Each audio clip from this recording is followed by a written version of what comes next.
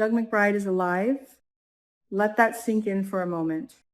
For weeks, we have watched Deanna McBride converse with what we all assumed was a hallucination, a lingering ghost conjured by her own overwhelming grief and trauma. But the writers just pulled off the ultimate sleight of hand. Doug McBride is not a ghost.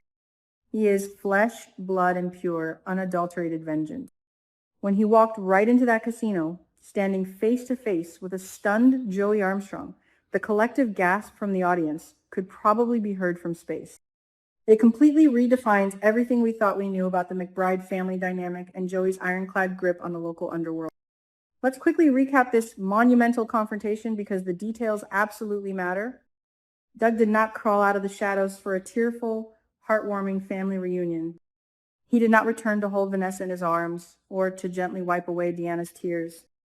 No, Doug's grand resurrection was a meticulously orchestrated theatrical performance aimed directly at one man, Joey Armstrong.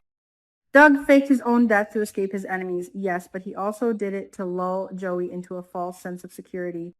Now, he is back to reclaim everything Joey stole from him, his power, his territory, and his wife, Vanessa. What is truly fascinating here is the complete and utter deconstruction of Joey Armstrong. We are so used to seeing Joey as the unflappable casino boss, the man who always has a backup plan, the guy who can stare down the leader of an international plasma ring without breaking a single sweat. But the very second Doug stepped into the light, Joey crumbled. The sheer panic in his eyes was palpable. Doug isn't just a ghost from the past. He is a walking, talking vault of Joey's darkest, most damning secret.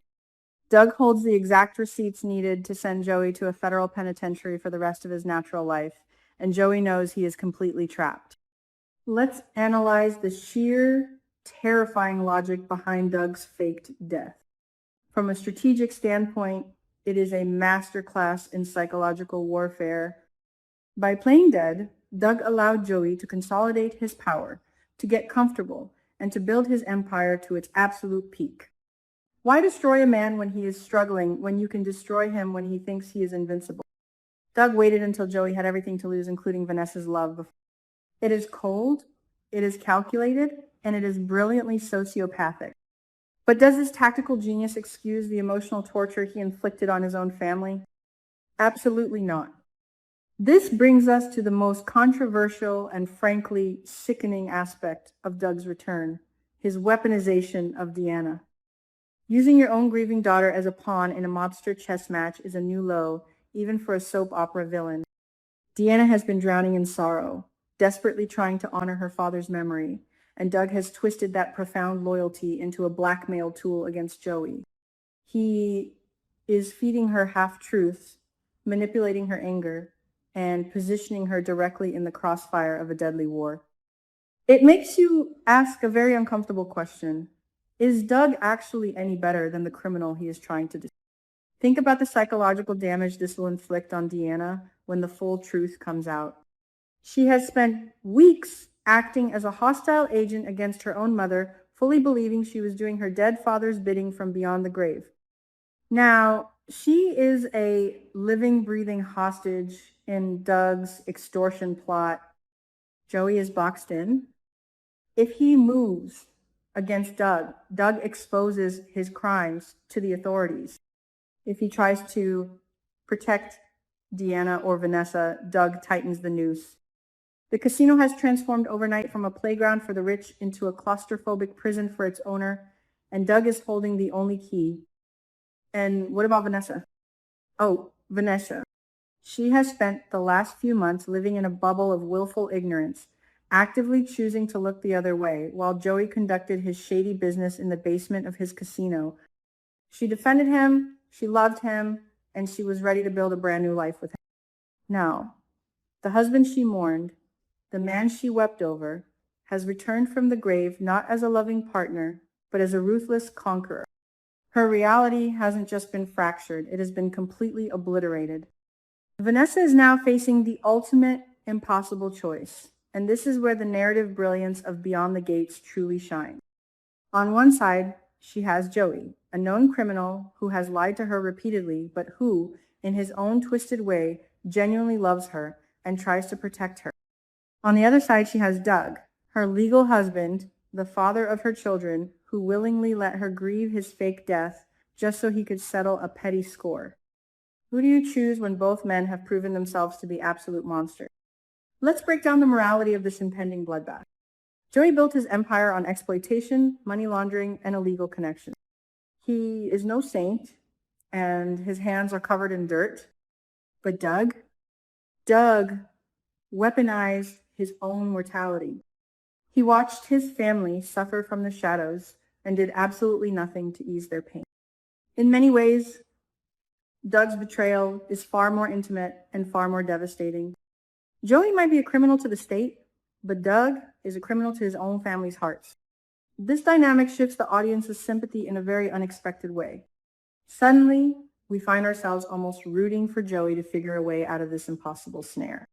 Here's the twist insight, the smart angle that we really need to consider. What if Doug's endgame isn't just about destroying Joey out of petty revenge? What if Doug faked his death specifically to let Joey take the heat for the plasma ring and the underground network? By returning now, Doug can extort Joey for the casino's assets, take over the clean money, and leave Joey holding the bag for all the federal crimes. Doug doesn't just want Vanessa back. He wants Joey's entire life, scrubbed clean and handed to him on a silver platter. It is a hostile takeover disguised as a resurrected romance. The pacing of this storyline is absolute perfection. We are moving rapidly from a tense standoff into a full-blown bloody purge. Joey is a cornered animal, and cornered animals are always the most dangerous. He has Randy Parker at his disposal, he has vast resources, and he has a desperate primal need to survive. Doug, however, has the element of surprise and the ultimate leverage. This isn't going to be a polite boardroom negotiation. This is going to be a violent, scorched earth war that will inevitably spill out of the casino and into the pristine streets of Fairmont Crest. Consider the collateral damage that is about to hit this town. What happens when the Dupree family finds out? What happens when Police Chief Elon Hawthorne and Detective Jacob Hawthorne catch wind of a dead man walking around the casino?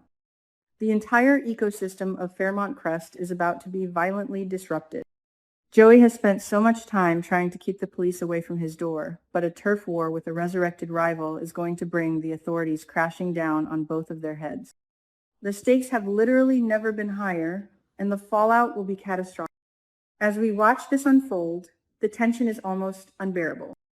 Every single conversation between Joey and Vanessa is now laced with heavy, dramatic irony. Joey is sweating bullets, trying to maintain his composed facade, while knowing that a ghost is waiting in the wings to tear his life apart. And Deanna, poor, manipulated Deanna, is standing right in the middle, holding a lit match in a room full of gasoline, completely unaware of the massive explosion she is about to cause. The psychological thriller aspect of this soap opera is currently operating at an elite level. So where do we go from here? The battle lines are officially drawn. Doug McBride has returned not as a savior, but as a harbinger of absolute destruction. Joey Armstrong is fighting for his freedom, his empire, and the woman he loves. This is no longer just a daytime drama storyline. It is a high-stakes thriller where every character is one wrong move away from total ruin. Will Vanessa's ultimate choice even matter when the dust settles, or will both men destroy each other and her in the process? We will be watching every single second to find out.